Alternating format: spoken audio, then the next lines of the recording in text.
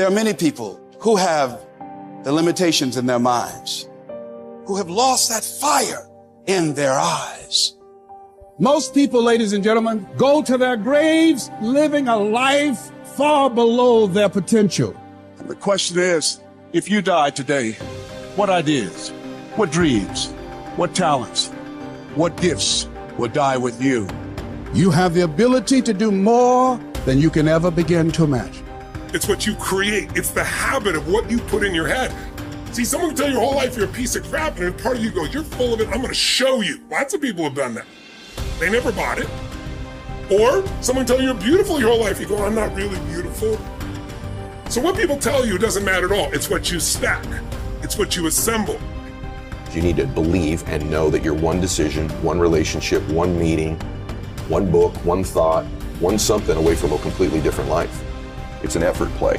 If you don't have self-confidence, you've never kept the promises you make to yourself. Check that box. If you have self-confidence, you've started to keep the promises you make to yourself. So if I'm going to get up and I'm going to work out, I'm going to do 10 reps in the gym, I do one more. If I'm going to do 45 minutes on the treadmill, I do one more. If I want to make 10 contacts in a day, I do that and one more. There's a lot of times where I don't know how I'm going to move forward, but I ask myself one question: can you take another step? And that answer is always yes. You're passing through that keyhole. But if you pass through it, then something massive opens up on the other side. And it is definitely the case that disciplinary institutions, universities, are exactly that, is they're places of guidance, and they're places to encourage people to develop the discipline that's necessary to see beyond the discipline. I mean, that's why we have disciplines, right? I mean, the words aren't there by accident. And once that discipline was established, then the disciplined mind could explode in every direction, which is precisely what happened. And that's the thing about growing up, is that when you're a teenager and a young adult, you have to sacrifice everything you could have been as a child to be the one thing that you're aiming at. But then that opens up, and the universities are part and parcel of that process. Change is automatic, but progress is not. Start today, right now. What do I really want in depth? What are the rituals that will get me there? And then get yourself to start a few of those actions and lock them in place. If you make the changes in yourself, you're going to be proud, and no amount of money or accolades from other people can mirror the feeling of being proud of knowing you've taken back control of your life. Everything in life is always changing. We don't have to work on change.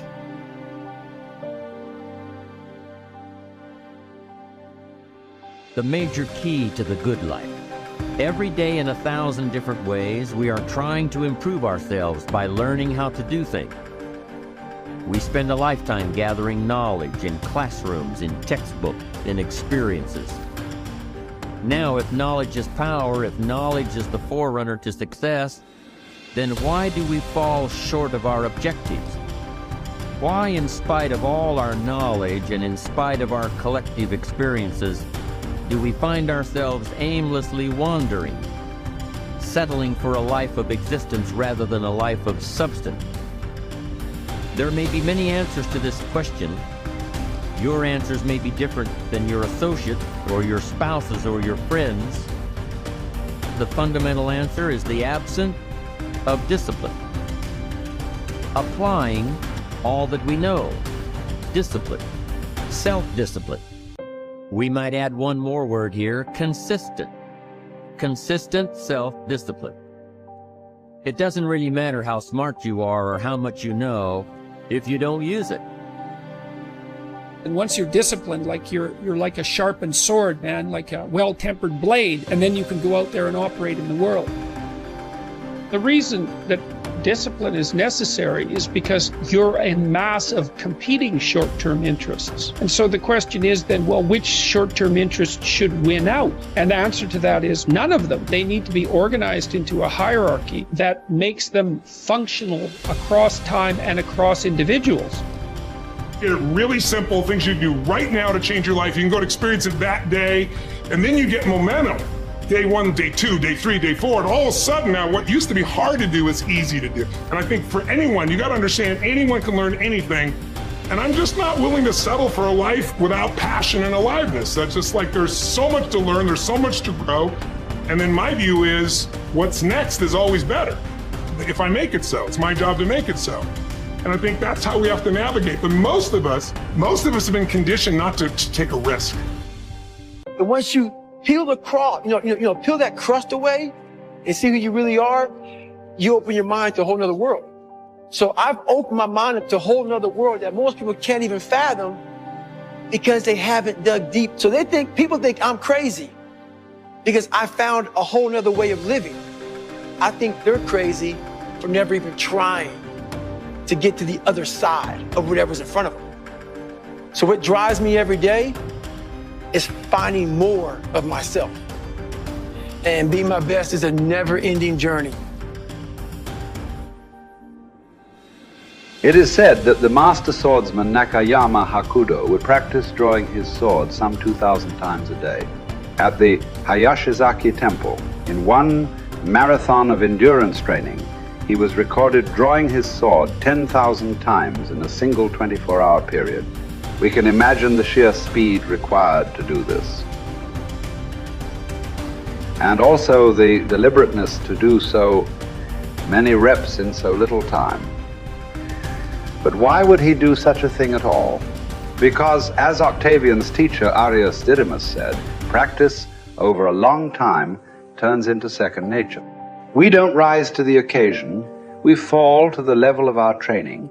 The samurai Musashi was once challenged by a warrior named Miyake Gunbei, a man who thought himself one of the best in the world.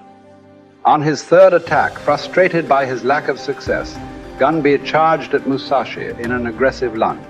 Musashi, having prepared for this exact scenario countless times, replied, "That is not what you should do," then parried the blow with one sword and watched as the man gashed his own cheek against Musashi's other sword. How had he known? Practice. Chotan Siki-ren was Musashi's phrase. Training from morning to night. Oh, you've done that. Okay, do it some more. And after that, more, more, more. 1,000 days of training to develop. Musashi would write 10,000 days of training to polish. For a samurai, there was no such thing as pretty good. If a pretty good swordsman met a better fighter, he would die. It's like the Basketball Hall of Famer Bill Bradley's observation. When you are not practicing, refining, working, somewhere someone else is, and when you meet them, they will beat you or kill you. Gunbei was lucky enough to learn this lesson and live to tell about it.